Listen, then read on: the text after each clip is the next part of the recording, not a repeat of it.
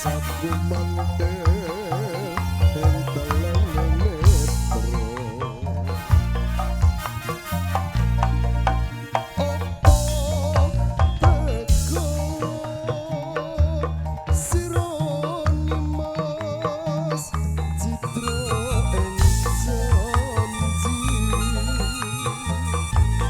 misake tresnane jati lamun mengkono piye katresnanmu mongkoni mas katresnanku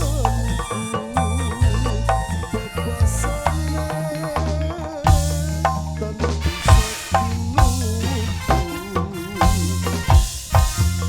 Sondok nyawan prasetyanku tak korbanake jiwa lan ragaku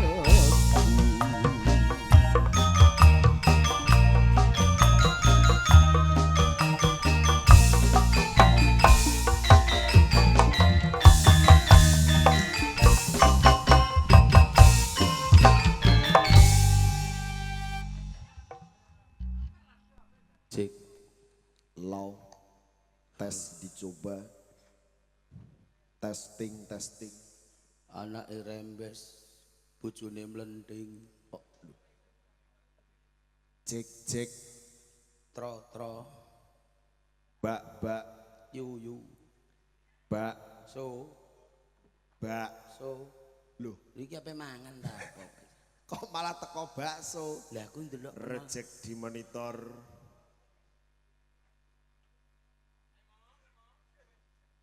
sinyale ngelek ijo rodoan wibine medhot alhamdulillah penonton sakmono akeh sore mang gek ning ndi kabeh ya Pak udah mulai lebih lawang sore mau taman metu perang metu tak delok penonton iki kaya konser dangdut New Palapa lho New Palapa iki penontonnya kaya konser dangdut apa Pak kaya konser dangdut New loh kodok omongan lah ora enek uang iku ya ora masalah nadyan rano wong pancen mayoritas warga kene iki pekerja pembisnis apa usahane ora liya mung bidang pertelonan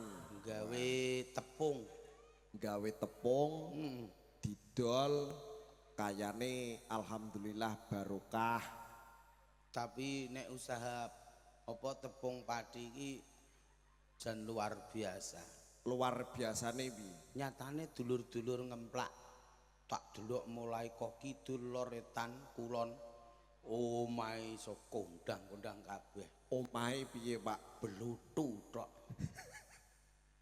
aku lah wong pancen kiwa tengen digawe meme tepung tapi omahe apik-apik lho tembok tingkat loro oh jelas wong kene Pak Budi bareng iki wah jos tenan mewah nggonku ya mewah berarti nggonmu ya termasuk omah mewah pol malah mbok granit lah apa kok granit rumah bawah tanah ora omah tingkat 3 tingkat loro wedi uyub-uyuben ngono kok lah jaremu mewah pol omahku mewah apane mepet sawah pol pinggir alah jebule mewah iku mang mepet sawah nah tapi nek wayah udan seneng ya ana dangdut tanpa bayaran mosok wah swara kodhok nek tung tak tung tung tung tung prak prak prak tung tung tak tung tung bung tung tung prak prak prak ngono iku kowe karo kodhoke kalah lho Pak kok iso kalah itu lho tenan kodhoke saiki kreatif pinter usaha kok iso wingi kan wayah udan omahe bos mogol iku lak ya kiwa tengen sawah aku ngrungokno kodhok iki saiki do kreatife nggono apa iso dodolan rokok kok iso suarane ngene abane rokok iku ora rokok blok lah sing bener rokok lho kodhoke kowe apa kono lah iya kok ngeyel ndek men kan tak ulang ndekne mbok ulang ya tak ulang oleh negel piye carane aja rokok piye dang goreng panglimpung dang goreng tapi kewan sing gak oleh mlebu pom kewan apa Kewan sing ora entuk mlebu pom. Wedhus. Wedhus oleh ndek ingin nabraki tangki ngono. Sapi. Ora iso sapi ya malah oleh. Ula. Oh, lah ula iku malah ndek ingin ning pom malah ana ula nelosor terus dienggo ngisi bensin iku apa? Iku selange iku. Lha ndak kaya ula. Kewan apa sing ora oleh mlebu salah. pom? Salah. Wedhus. Salah. Nah, iki lho bener. Wedhus. Salah. Nah, iki lho mesti bener. Wedhus. Kok wis mbedek. Lah mau wedhus tok kok bedekan kok. Wis aku kapok. Ada pertanyaan, Ada jawaban. kewan apa sing ora oleh ning nggone pom? Kodhok. Lho. Kodhok ya oleh. Ora oleh ndekne bahaya. Pom iso kobong. Kok iso kobong? Gimana ra ana kodhok dodol rokok ah? Lah iki kodhok malah nggawa korek. Kok iso? Korek. Lah nek kodhok mlebu pom nggawa korek dak kobong pome. Iku apa suarane ora korek-korek ya, Pak? Lah suarane. Orok. Lho kodhoke kono tak kowe. Bales. Ya nambah. Penting Kodhok sikile pira? 8. Kodhok sikile 8. Lah saiki kodhok pira? Kodhok sikile ya apa loro lah sing tangane sing nggo penculuti loro. Berarti kodhok sikile loro. Loro ya? Nek sing dhuwur kan tangan. Oh iya. Layak ndek iki kodhok macam-macam dikuampleng ndase. Oh kodhok sikile loro. Kodhok sikile loro. Loro. Wedhus sikile pira? 4. Banyak. Loro. Lah ula. Oh ya ora ana ora disikil. Wong kewan sing teleser iku gak ana sikile. Lah iki lho pertanyaane. Sebabe apa ula kok ora dikeki sikil? Ya mergo ula ora ana sikile. Ah, salah. Mergo Toh, kleru. mergo Dah, salah, Pak. mergo Toh, kleru iku jawabanmu. toh. Urung jawab wis lara kaya kecepit ae. Kleru jawabanmu. Lah sing bener sebabe apa kok ula ora dikeki sikil? Kok ula nek dikeki sikil nyokot, Mak? Lho nek ora mungkin Lho ora percaya. Pengen pentung ta. Saiki ana ula kobra. Ya. Lah, sikilem nangkukno ning gone lambene. Nek ora dicokot kok aku seneni. Oh kere. Lho, bener apa ora? Sebab apa ula kok ora dikeki sikil? Nek dikeki sikil nyokot. Jajal ana ula liwat nang sikilem nang tongno. Nek dicatek ula, Berarti kowe roh ula ya? roh to. Ula iku kewan sing rada sedengan. Iya. Nek sing gawedi apa? Gajah. Kewan sing paling gedhi, naga nek ula gedhi. Nek ula gedhe. Saiki kewan apa sing paling cuwilik? Tengu. Jono sing cilik. Takut lho yu sampean. Jono sing cilik. Salah. Tumo. Ah, jes cilik. Tumo malah gedhi manggone ning ndas kok. Gurem. Jono sing cilik. Lah kewan apa sing paling cilik? Gurem. Ijeh cilik neh ana sing paling cilik. Apa iku? Cacing. Lho, cacing gedhi. Gurem cacingen. Gurem iku tak wis cilik ya. Mongko cacingen berarti luwih cewilik neh. Gureme cilik apa meneh cacingen lagi cacinge sepira? Lah mulane kowe roh cangkeme cacing ning ndi? Ngarep Mosok cacing malah cangkemku teni ngono. guri. Lho, alah cangkemku keri tak ciku sik ngono. Lah cacing cangkeme ning ndi? Kowe njupuk cacing, Terus itik-itik. Nganggen guyu ya iku cangkeme ning kono.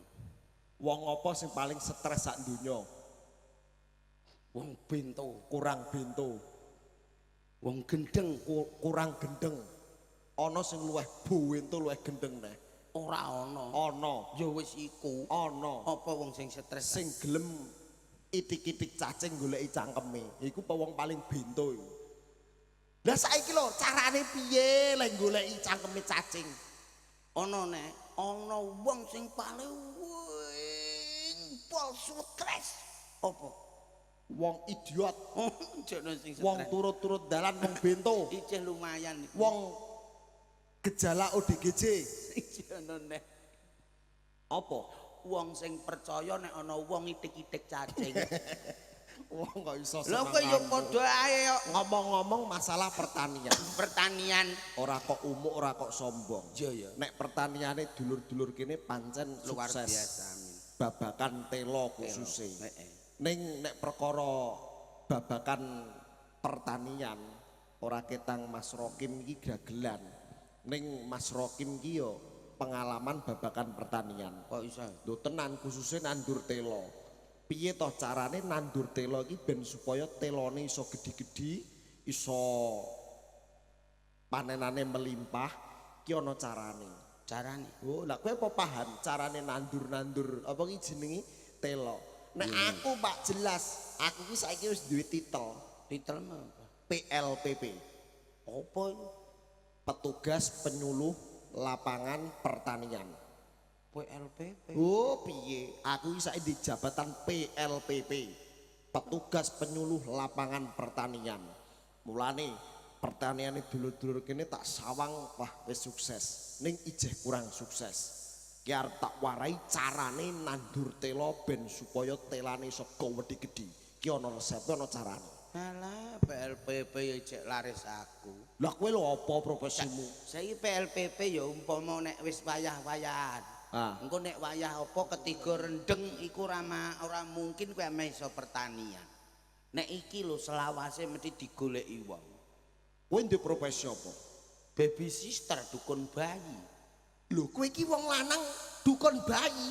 Lah gene Kowe wong lanang kok ngopeni bayi. Lho. Prai kenceng nek aku. lho piye wong lanang najan wong lanang iki profesine nek najan dukun bayi iki luhur kasane. Kok iso lah saiki lho wong wedok ya akeh pinter rambut bayi. Lah apa nek wong lanang rambut bayi? Lho ora masalah wong nyatane ya do kursus-kursus. Alah-alah nek rumah bayi iki wis ora masuk. Nek PLPP iki lho jelas masuk. Alah, Menehi pengalaman kanggo para petani-petani ben ngerti carane nandur sak nandur ben supaya tandurane subur iki.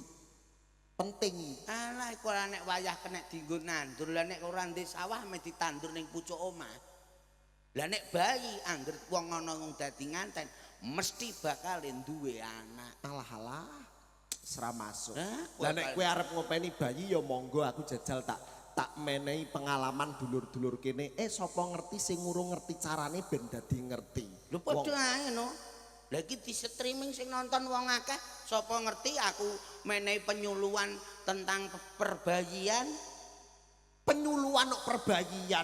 Ya ora Penyuluhan iki ya pertanian bermanfaat. Pertanian iku rak nek ning nggone desa-desa ning kampung-kampung, lah nek omahe ning tingkat elit ora mungkin ana pertanian. Tapi nek bayi kan ora desa, ora kutha, ora elit, kabeh ning nggone perbayian. Prai kenceng nek perkara bayian. Kowe nek arep ngopeni bayi ya monggo. Iki mergo mumpung sowan ning nggone ngemplak jajal aku tak menehi pengalaman karo dulur-dulur kene. Assalamualaikum warahmatullahi wabarakatuh. Bapak-bapak, ibu-ibu, teng mriki kula badhe marai cara-caranipun nandur telo kersanipun telane saged dados telo sing memuaskan.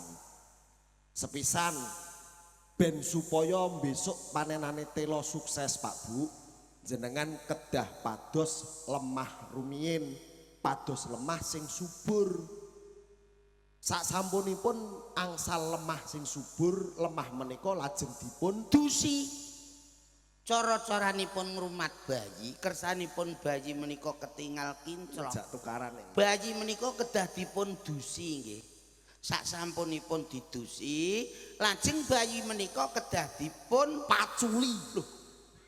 Lemah sak sampunipun dipun paculi, dikedoki cilik-cilik ngoten niku nggih.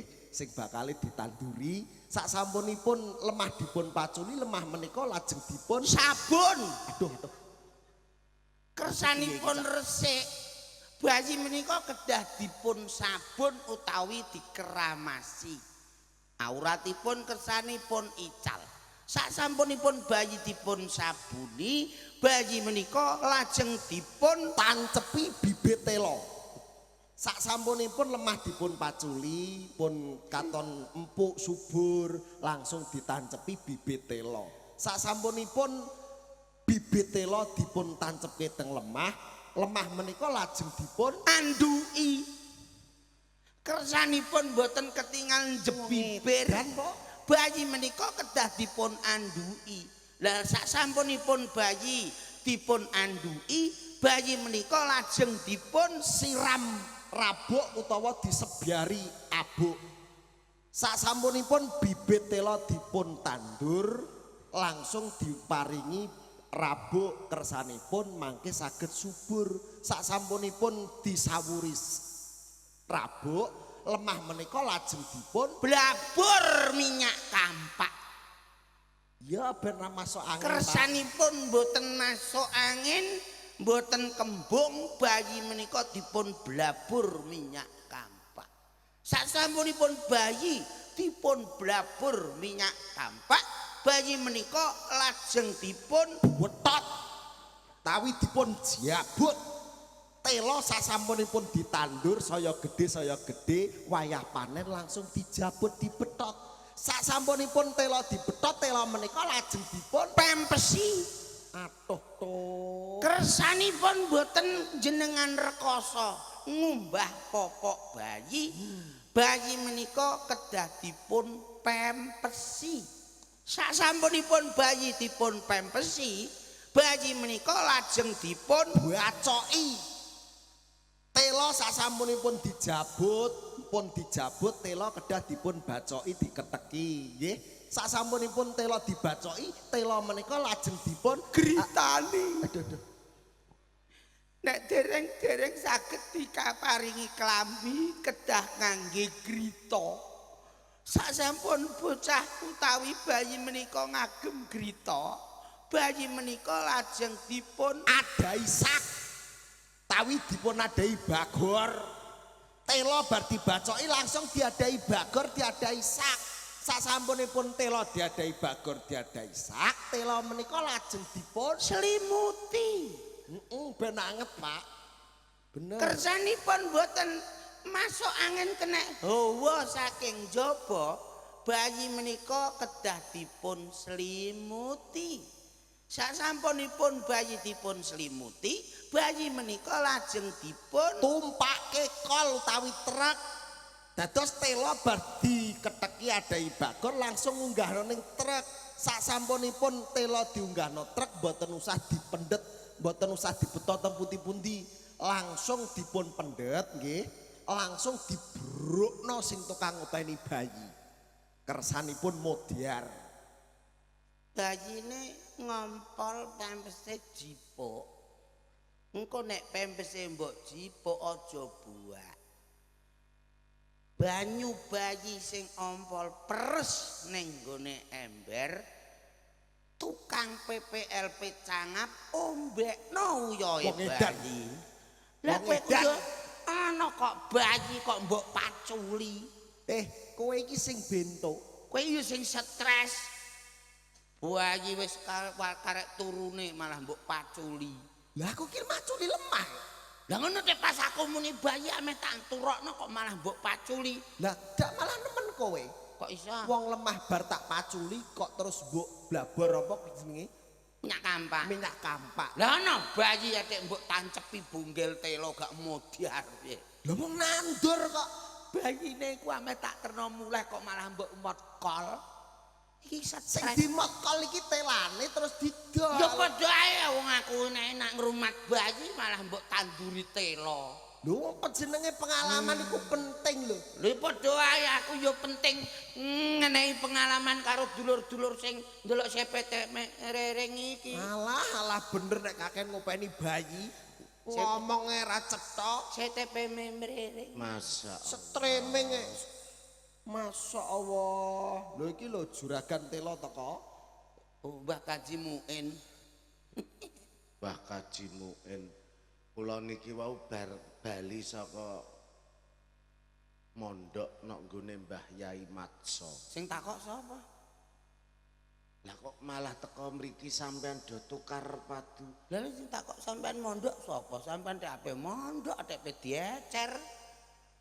Piye ta piye? Wong mondok kuwi luhur bebudene lho. Mondok tek luhur jute bakul kacang dipondoki kok ya ora luhur, Darminah jengene. Lho, kowe iki aja ngono. Lah, Wong iya. nek mondok ki padha karo gandul salonge kiai. Lho lah kowe tau gandul sarunge kiai malah dikuaplok kok. Ayo ampun geret sarung. Ganduli kok. Wong kok senengane tukar padu. Nah, iya. Naudzubillahi min dzalik ya Allah. Lah awakmu gak panas piye kok muni andum uplik apa? Andum Andung uplik muplik ora ngono. Ya Allah. Jane kowe iki aliranmu apa? Bengawan Solo. Saiki aku ngalah Bengawan Solo iku ngalah kali lho. ngalah aliranku saiki. Maksud iki agamamu apa? Silugonggo. Agama. Agamaku mbok Ning KTP ku tulisane apa? Islam dicorek separo. Loh, Islam dicorak separuh. Islam ngono. Dadi aku tukang selam. Ya Allah. Layak kene muni Paringono kesabaran. sabar sabar Njaluk kok sabar. sabar ngingoni kemeng nek aku yang njaluk dhuwit. Apa menghadapi wong sing tukang ngopeni bayi iki kudune sabar. Hati-hati kowe nek tancepi bonggel telo terus gelem jak omongan.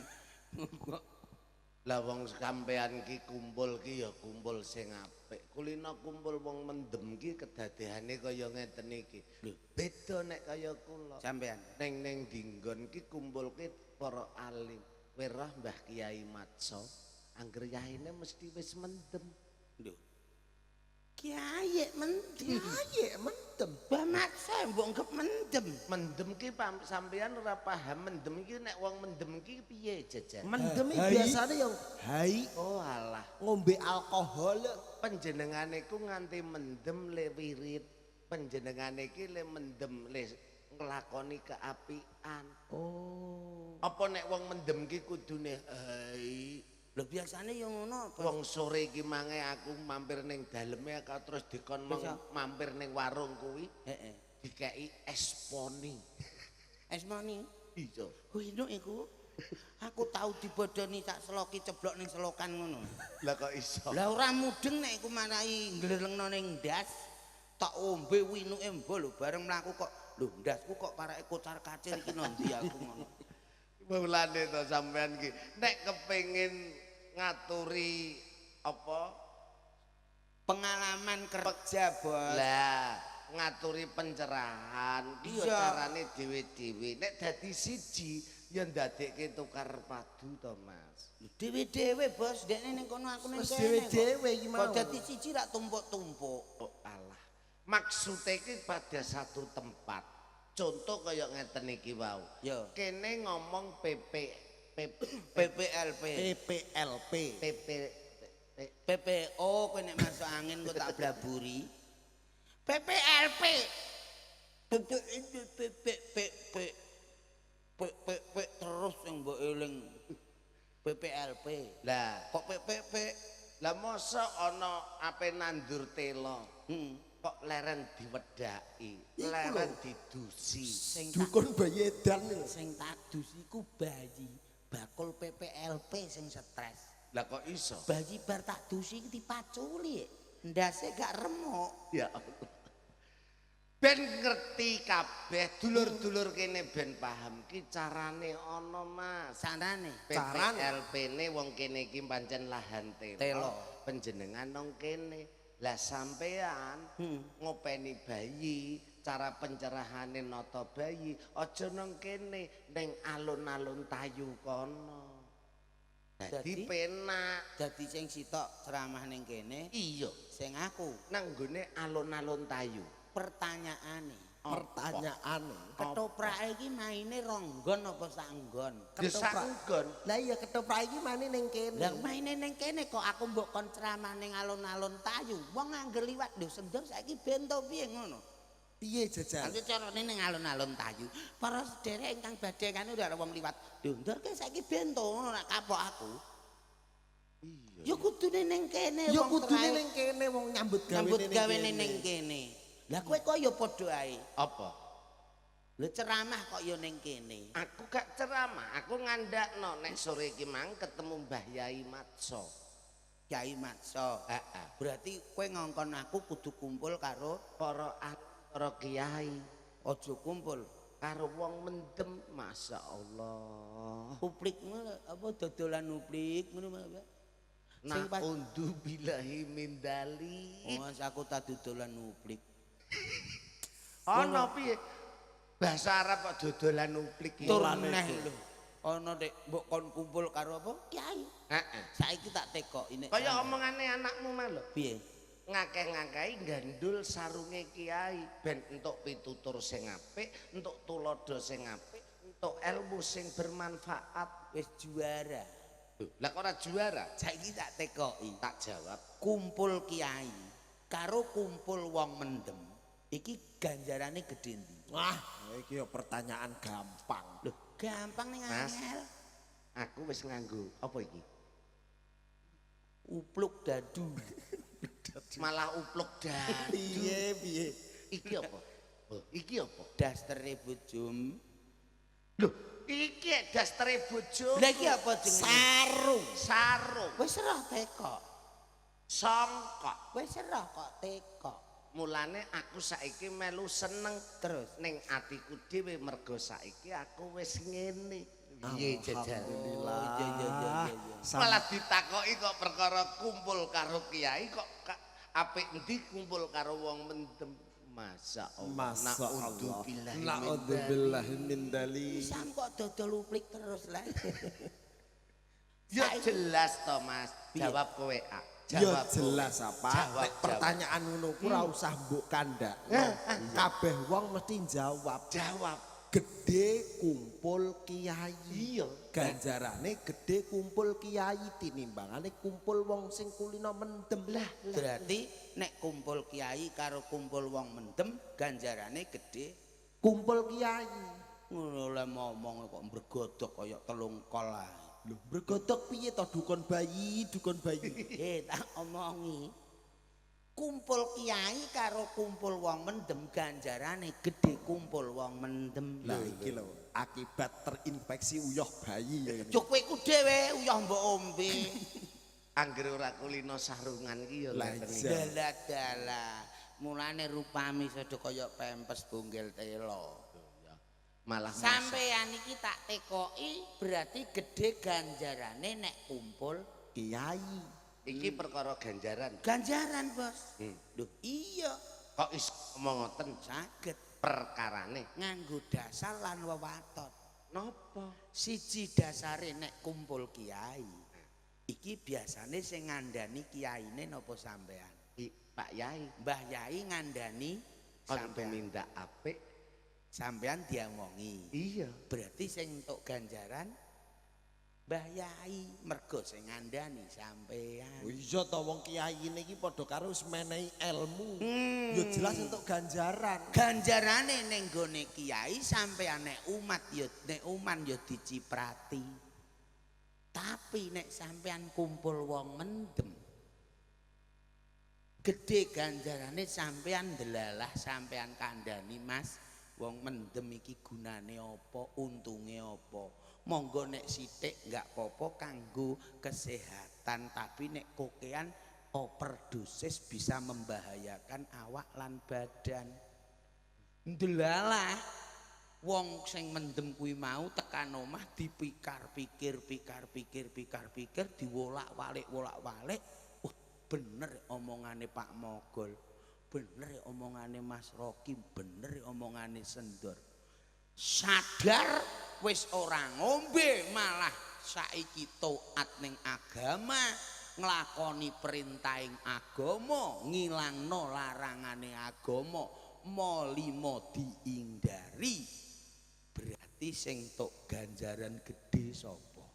Sing ngandani ora mendem. Lah. Gedhe ndi saiki? Ya nek ngono nek aku menganalisa pembicaraanmu ya bener kene. Lah mau anane tak klerukno iki kan pertanyaane kan ngene. Apa? Kumpul kiai karo kumpul wong mendem ganjarane gedhe ndi? Iya. Kene yo jelas jawab kumpul kiai to. Lah tak kira ki kumpul wong mendem ki melu mendem Lho. Ora ngerti nek dikandhani terus tobat Oh berarti kowe nek kumpul kiai demeni kiai ngono maksudem. Yo Bocah demeni stres. kiai. Rupane mulane kaya bonggel telo. Nek kumpul iki jenenge pergaulan. Lho, ndasem dono ndi? Iki lho, kok kurang iso. mendur. Pergaulan iki perlu digalakkan. Dadi aja mung dipandang plese, tapi minuse diingat ke belakange. Masa depane negara, masa depane desa iki gumantung ning pundhake dulur-dulur utawa pemuda-pemuda harapan bangsa. Nek pemudane kulino mendem, Ajur negarane, Bos. lek Dalem. golek wong mendem ya. Ayo. Yo, ayo. Lho, Engko do mendem bareng. Lho. Oh, lah wong kandan-kandan kok malah arep mendem. Lah kowe kok malah meh golek wong mendem. Yo dituturi diwenehi sesurah sing becik. ora nek aku seneng banget. Sedina semengi sowaning daleme Pak Budi, Budi, Pak Budi. Rino wis dijaluki cerita, Nggih. dalu ya dijaluki Jaluki cerita. cerita sing magepokan kanggo keapian. Oh, nggih Wah, jelas. Contoh kaya ndek awan, Kali Jogo sungkem. Jenenge wong sungkem ki rak ya mesti Apik sungkem Apik. karo wong tuane. Ternyata ya ana hikmahe. Sungkem iki nek kanggo ku elek, Bos. Lah kok iso? Keseselan susu terus mingkem. Alah. Ono neh. Sungkem. Ora bedane dalu niki. Nggih, nggih. Nek lakon iki kan lakon babat. Babat. Kopo kentiri merguru sing maune bocah nakal Saiki terus dadi- merguru dadi bocah Apik. apik. Muga-muga wae. Ora ketang kepiye wong jenenge cerita kanggo magebokan le duwe gawe panjenenganipun Pak Budi. Oh, nggih. Muga-muga wae bocah sing dikhitanke Amin, iso amin. dadi bocah sing apik, Amin, golek amin. ilmu sing Apik, apik, nggih, tundune amin. apa? Kanggo kebutuhane anak lanang sing disunatno iso dadi bocah sing soleh, Amin. iso dadi bocah sing migunani tumrap agama nusa bangsa Amin. kalebu wong tuane. Nggih. Amin. Apik cerita iki. Tapi nek cara lakon iki tenan ning alam donya sing rugi sapa, Bos? Lho, ana sing rugi. Ana Sing rugi sinten? Sunan Giri. Kok iso teko Sunan Giri? Sunan Giri rugi. Terus apa? Patayat-patayat do rugi. Sing paling rugi sapa? Sapa? Patak Krewak.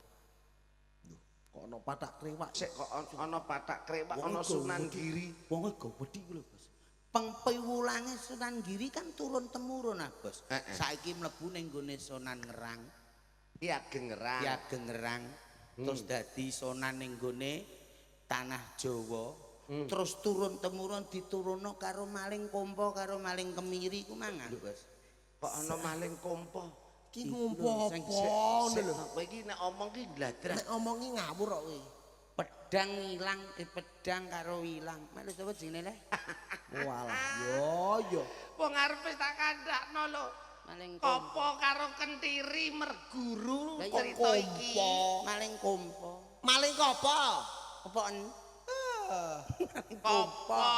Apa? Lah iku, Bos. Lah kok Patak Krewak? Lah sing gede. Bupati Mandalika iku Patak Warak. Ora patak krewak. Trendase buta ya, Bos, dadi Patak Krewak. Lah iku. Ilatem kok lunyu. Lu nyobar kemuali ya, Bos. Lah kok mbok arani rugi perkara apa? Ya rugi, Bos. Sing paling rugi ki Patak. Sapa? Patak Warak. Ada warak. Seneng ora kelakon. Karepe nyenengi wong sing luwih ayu, luwih luhur, anake kiai utawa anake panutan sing berbaur agama. Ndelalah ora disenengi, gak rugi Patak Krewak. Iya ya. Lah iya. Anggir lakon iki Patak Warak gak tau ana apike. Gak apike perkara ditolak karo wong wedok patayat. Dadine Patak Warak terus ngamuk-ngamuk.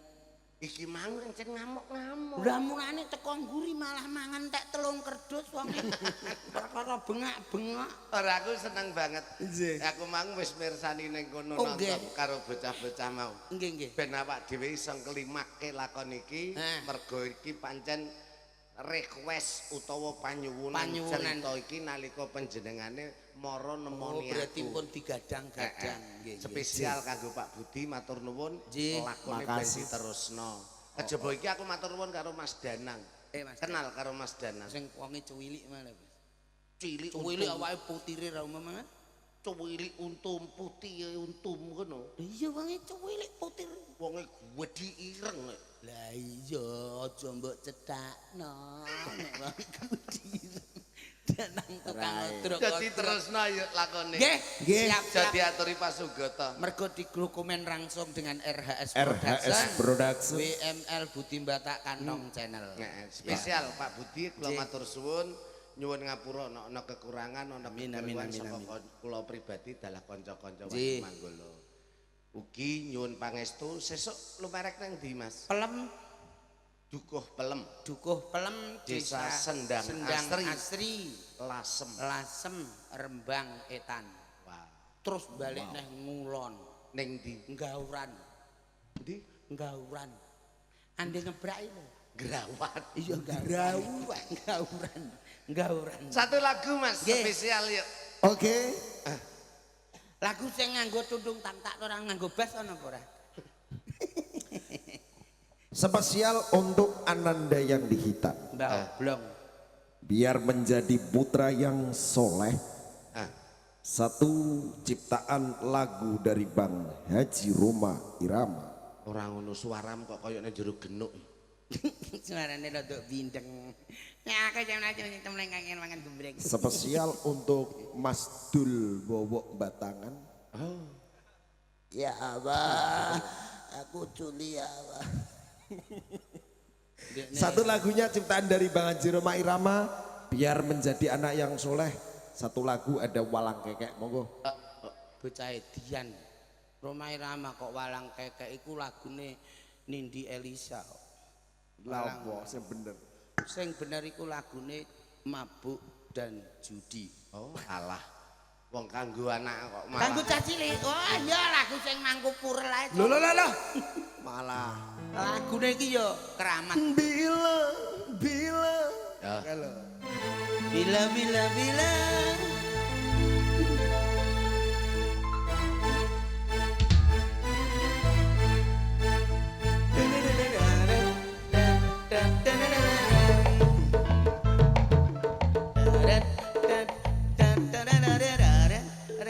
Tepung terigu saka telo anjir masak enak balane rekoso nandur telo ning tegalan ning ora-ora asile iso murakati keluarga yen kebleng Iki lagu apa? tepung telo lek dasimang Keramat. Bila kau sayang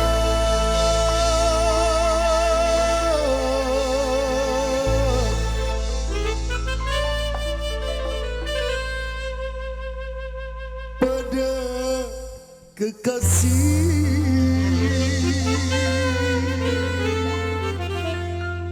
lebih sayanglah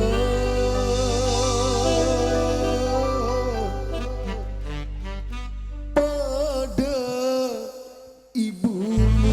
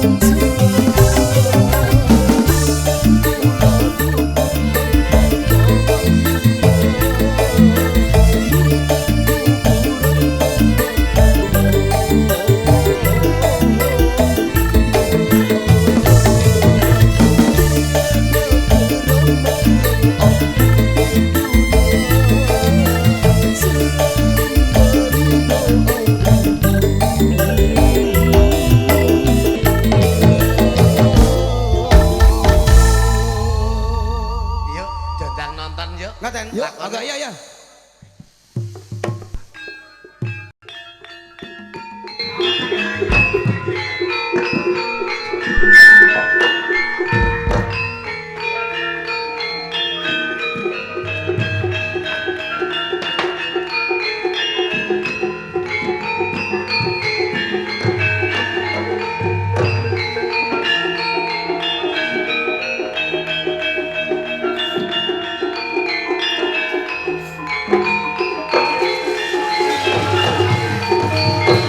Mbok Narayana. Piye Yai Patak-patak? Mbok ampun angel-angel to. Panjenengan sampun kula boyong wonten ing Kabupaten Mandalika. Panguwasa tunggal wonten tangan kula. Ning emane Kang mbok iki ora tresno marang kepiye nggonku nglakoni urip kok mau? Ana tetembungan witing tresna jalaran saka kulino. Nek panjenengan kulino kalih kula, raketang sithik bakal tuwuh rasa tresna. Kuwi mung kandhut ing pangecap. Jeneng tresno iki tuwuh saka jroning ati kula saka kuwi. Tak jaluk kaju meksa marang Kang. Nyuwun sewu. Nek kula mboten meksa kok eman-eman. Jalaran iki teng omah kula. Nggih to? Sinten sing ajeng nyaruwe dhateng kula mboten wonten. Kon to manut mawon penak-penak. Ora penak sekondo penak sapa? Sing kondo penak niku kula. Aku ora kudu Bentoh penak-penak jajal Pak. Waalaikumsalam. Durang rene ya. Nggih, pripun? Kula mriki ajeng ngalong. Hah? Ajeng ngalong. Sing digawe iki sapa Du? Apa jenengan gawe Ndra Putri Narayana? Durung golek dina. Mengko nek wis golek dina rak ya tak kulemi. Wah, ngoten lho rencana kula niku ajeng ngalong 7 dina 7 bengi. Oh matur nuwun sak durunge. Gandeng dereng gumathok. Ya. Ditelipon nggih, kula nyuwun pamit. Lho kok pamit ki piye? Ora sah kesusu ning kene wae, anggap koyo omahmu dhewe. Olah boten penak. Lho. Assalamualaikum. Waalaikumsalam. Lho, Bayu Narayana.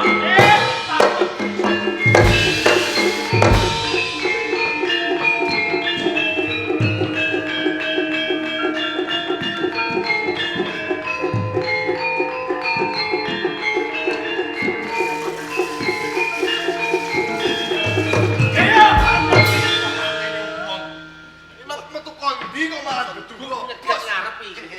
Iki papan gunungku. Kowe arep mlayu meti endi wae kowe ora bakal uwal saka tanganku. Nggih arek wah jebule kok Cek pinter kono kan paling cek kalah pinter kan. kalah pinter. Lho. Raketang biyen aku tau dadi sekolah maling. Elah. Ya, kowe tetep kalah karo aku nek kowe sak klorone. Aduh goreng ndi? Lajeng kula beto wangsul wonten Pantingerang jalaran. Kula niku mupu sayembaranipun Kyai ning Ngerang. Ya, Sapa wae yen bisa ngundurake bakal diparingi ganjaran. ini wae. Ora sah kowe ngundurke Kang Mbok Rarayana, kowe tak wenehi ganjaran ngono wae. Mboten kula kadung saguh kalau kiyaine kok. Oh ngono. Wani karo aku nek ngono kowe. Wani paksa. Wani. Wani kepeksa apa ora? Mboten. Kepeksa atimu ora sah wae. Aku rek ada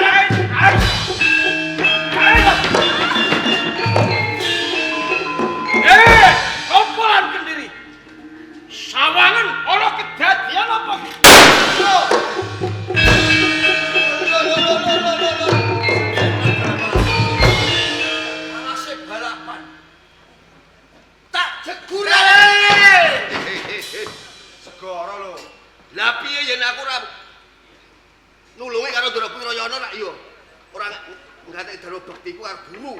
banjur Wene tunggu di kene, aku tak nyabrang segara, aja bali-bali yen aku durung tekan papan kene. Gandul kapal kongkang.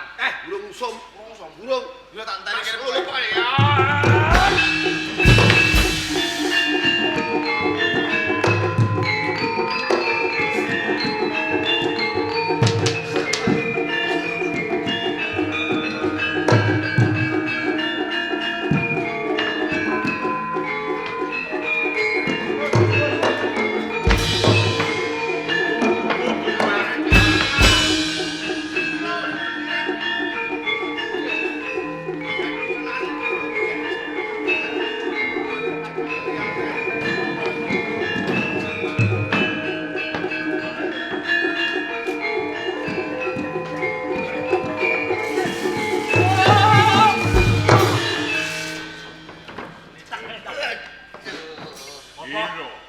Iki enten mayit ning dalan iki batang niku kok mlebu sak nyuwun tulung mang tambah niku. Dadi iki menungso kentak gulung ombak ana gisi ing pulau seprapat. Selak mati, Pak.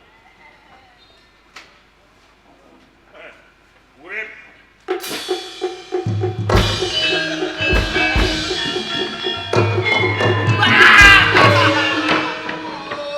Kula nyuwun urip badanan. Badanan. ora usah wedi karo aku. Iki Bapak Guru, Sing siji mbari kok sing siji kaya onyek. omakmu murid. Pak Buron ing pulau seprapat kilo dan datuk.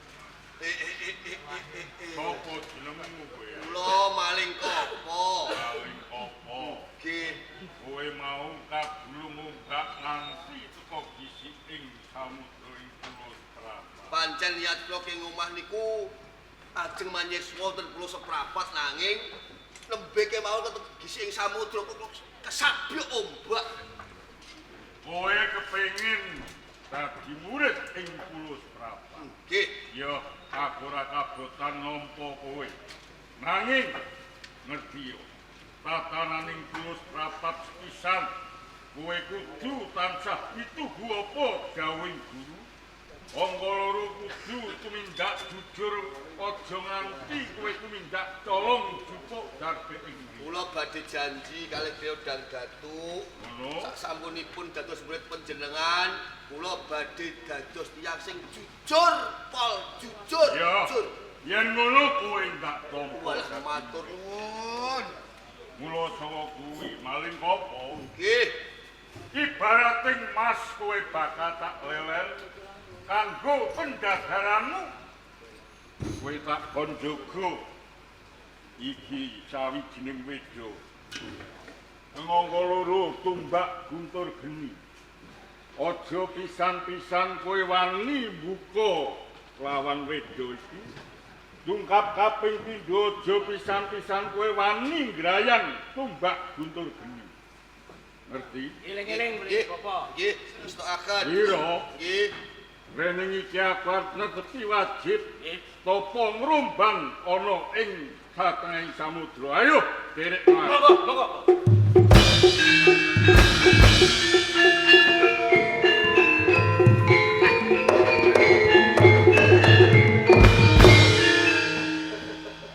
Jane apa to isine? Buku kuwi kok ora entuk buka. Tur yo ora entuk ngaru-ngaru tumbak kae. Mumpung lagi sepi, Bapak Guru lunga, tak jajal. Apa isine?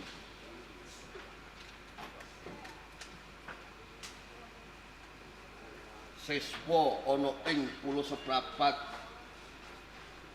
siji Kakang Cakrajaya Tunjung lho jebule Patak Warak Purojat lho jebule murid kene kabeh yen Patak Warak pengapesane saka tumbak guntur geni apa kae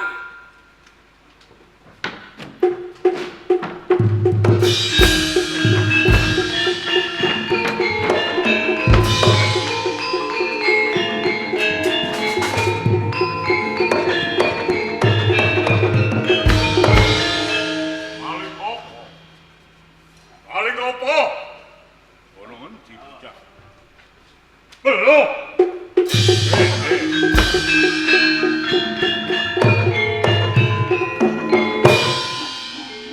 Apa wani ora arek wedo iki?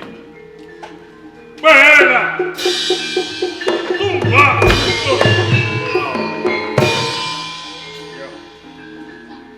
Ilangin tumbak guntur geni maling popo go ninggalake papan kene. Aja jajal-jajal karo lojan karo. Mongko papan gununge dhuwur. Dewa dene dheweke bisa ngrayang. Yo, yen ngono dudu sipate menungso kowe maling apa kaya dening kethek.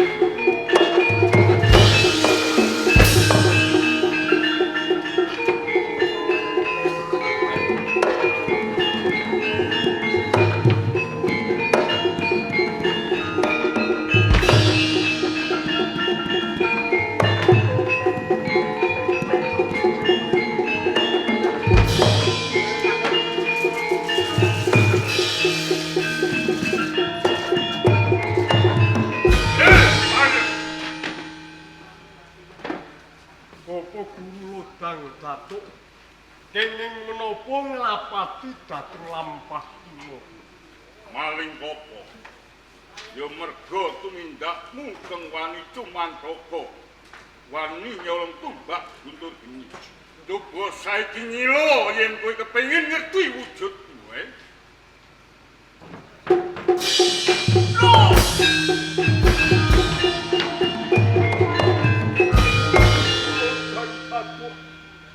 Panjenengan mentolo nyabdo kula dados sato ketek kados ngap. Ya merga kabeh saka tumindak lan pakatimu kang culika wani siji ora arek wedo. Tungkap kaping pindho kowe wani nyolong tumbak guntur geni. Menapa selapinipun gesang kula dados kawujudan ketek kados ngaten kula sang datuk. Ora, aku kepengin takon karo kowe, kok nganti wani-wanine kowe nyolong tumbak guntur geni. Iki arep mbok Badhe kula mejahi Bupati Patak Warak. mateni Patak Warak. Ngaten nggih. Ana kedadian apa kowe kok nganti kepengin ngalap patining Patak Warak? Kula ngupu giri sayembaranipun Ki Ageng Ngerang nggih Rama Sunan Ngerang. Nalika semanten Patak Warak bradat kusumaning Ayu Rarayana. Pilih Rama Ngerang nganakake giri sayembara. Sok sinten kemawon seswa wonten Ngerang ingkang saged ngunduraken kusumaning Ayu Rarayana badhe dipun ganjar kula kang datuk. Dadi cetane Patak Warak wani bradat lawan Sira Rayana. Ngaten Ya, yen kaya ngono, sira isih ndak ngapura. Mula kanthi iki maling apa? Kowe bisa bali wujud kaya dik piyun. Yen to mengko wis ketemu lawan si Patak Warak. Tumbaken. Yen wis tatu kowe ludirane ginen siram jamas to kramas bakal bali wujud kaya pangestu Bapak sang datuk.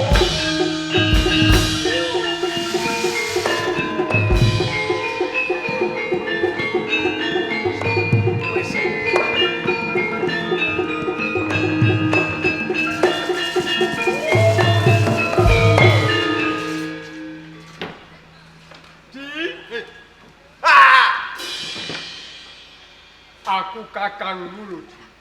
Mustahil. Mustajab Muslimah. kowe dikandhani kok ora nggugu. Tahu bagus Aku kok. iki Kowe ketek. kakangmu opo? Kok iso? Nalika semono aku njebur ana ing sak tengahing segara kae. Royak lawan Patak Warak. Bener. Aku kesampyo ombak. Bareng kaya ngono, aku minggir ana ing pulo cilik. Jenenge Pulo Seprapat. Golek begeng nggih. Ning kono aku ditemu kelawan manungsa ning pasuryane kuwi kethek. Wis paguron kuwi mau jenenge Lodang Datuk Paguron ing Pulus Prapat. Terus. Aku direngkuh didadekke murite. Ing kono penggaweanku kon jaga kitab karo pusaka. Lah, bareng Bapak Guru Lodang Datuk kuwi mau arep netepi wajib ngrumbang dasar kangamu. Aja nganti kitab kuwi kok buka gopo. Malah mbok buka. Ya tak buka. Bareng ning jero kitab kuwi mau catetaning siswa-siswa kalbu Pulo Jati, Sunan Muria, Cakrajaya. Iki pengapesane aku ngerti kabeh. Ning kono kabeh. Kang pungkasan Bupati Patak Barak. Pengapesane apa? Pengapesane Tumbak Guntur Geni. Lah iki sing repot. Tumbak Guntur Geni mapane ana ing dhuwur medangan. Tak penek bareng Bapak Lodang Datuk ngerti yen aku penekan. Disabdo aku dadi kethek. Apa yo ngono terus supaya sampean? Ora. Aku bisa bali kaya duk wingi-wingi. Ning yen wis kelakon adus jamas ludiraning Patak. Hei, Patak Barak! Lah wani maju.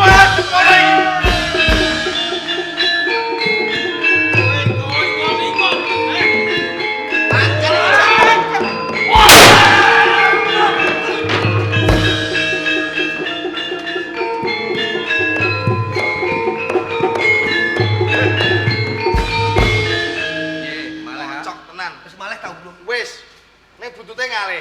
Ngarep. Iki ra buntut, udel. Ya, Lakon. saiki awak dhewe wis lakon mateni Patak Warak ateges panti ngerang tentrem. Bener. Nah, gandeng kowe iki adikku tetep tak jak rembugan. Bab apa? Nalika semono Rama ngerang iki ngene sayembara. Ganjarane loro.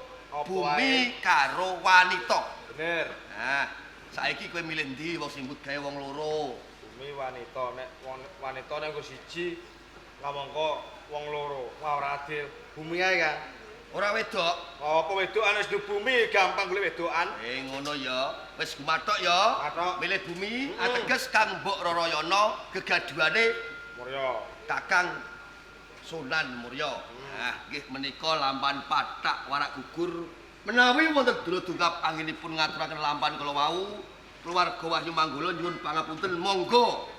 Sedaya kaluputan dipun pendhem wonten bumi Pangapura muga-muga nukul aken karahayon. Rahayu, rahayu, rahayu. Kelihatan sampun purna.